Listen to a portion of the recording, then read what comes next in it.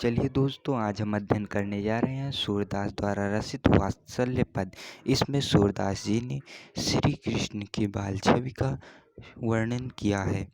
हरिजू की बाल छवि कहाँ वर्णी, हरिजू की हरि की श्री कृष्ण की बाल छवि का वर्णन कहाँ तक करूं। सकल सुख की शिव उनकी जो छवि है वो सभी सुखों की नींव है। कोटि मनोज शोभा हरिण, कोटि मतलब करोड़ों, मनोज मतलब कामदेव की शोभा को हरने वाला है। उनकी जो छवि है वो करोड़ों कामदेव की शोभा को हरने वाला है। भुज भुजंग, भुज भुजंग उनकी जो भुजाएं हैं वो भुजंग मतलब सर्प के समान चिकनी है। और सरोज नयनहि, सरोज मतलब कमल ने, नयनहि मतलब उनके जो नेत्र हैं वो कमल को, और बदन बितु, और चंद्रमा ने उनके बदन ने चंद्रमाओं को जीत लरन मतलब जीत लिया है। उनकी भुजाओं ने सर्प को, और नेत्रों ने कमल को, और चंद्रमा ने शरीर ने उनकी भुजाओं ने उनके चंद्रमा को जीत लिया है।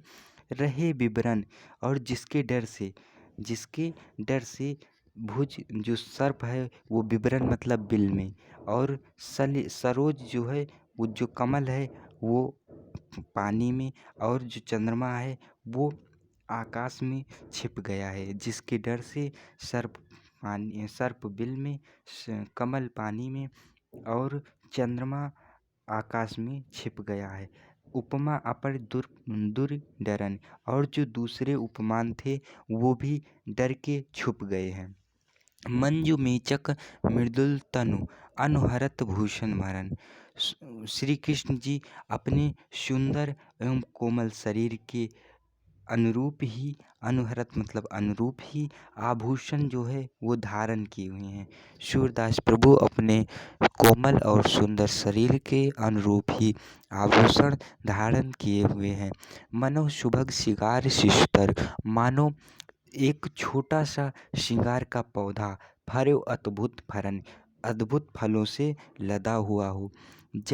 चलत पद प्रतिबिंब मणि, आंगन घुटुरुअन करत। और जब वो घुटनों के बल मणियों के आंगन में चलते हैं तो उनके प्रतिबिंब मणियों के आंगन में पड़ते हैं।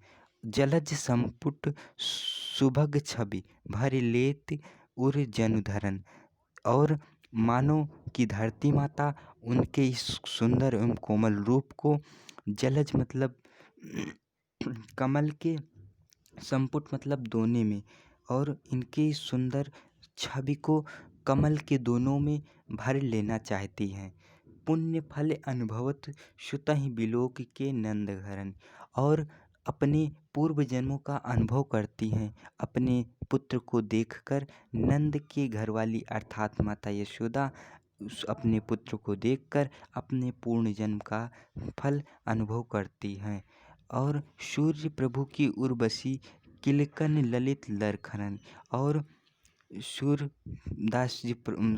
महाप्रभु सूरदास जी कहते हैं कि उनकी जो किलकारी मार के हंसना है वो उनके हृदय में बस गई है। चलिए एक बार फिर से एक सारांश इसका देख लेते हैं। हर युग की बाल छप कहाँ वर्णी, हर युग की श्री कृष्ण की बाल छवि का वर्णन कहाँ तक करूं।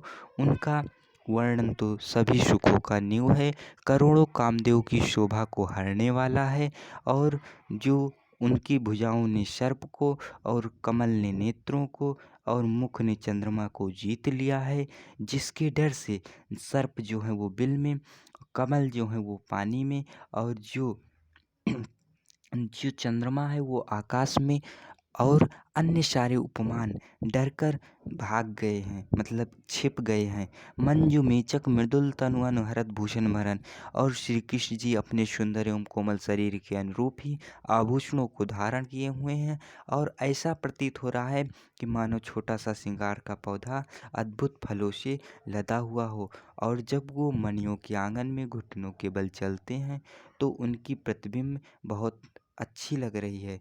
जलज संपुट सुबक छवि भर लेत जन उर्धरन। और मानो पृथ्वी माता कमल के दोनों में उनकी छवि को भर लेना चाहती हैं। पुण्य फल अनुभवत सुतहि बिलोक के नंद घरन। और नंद के घर वाली अर्थात यशोदा जी उनके उनके ऐसे रूप को देखकर अपने पुण्य फल का अनुभव करती हैं। सूरदास प्रभु उर्वशी किलकन ललित लयखरन। महाप्रभु सूरदास जी कहते हैं कि श्री कृष्ण जी का किलकारी मार के हंसना उनके हृदय में बस गया है। चलिए, थैंक यू।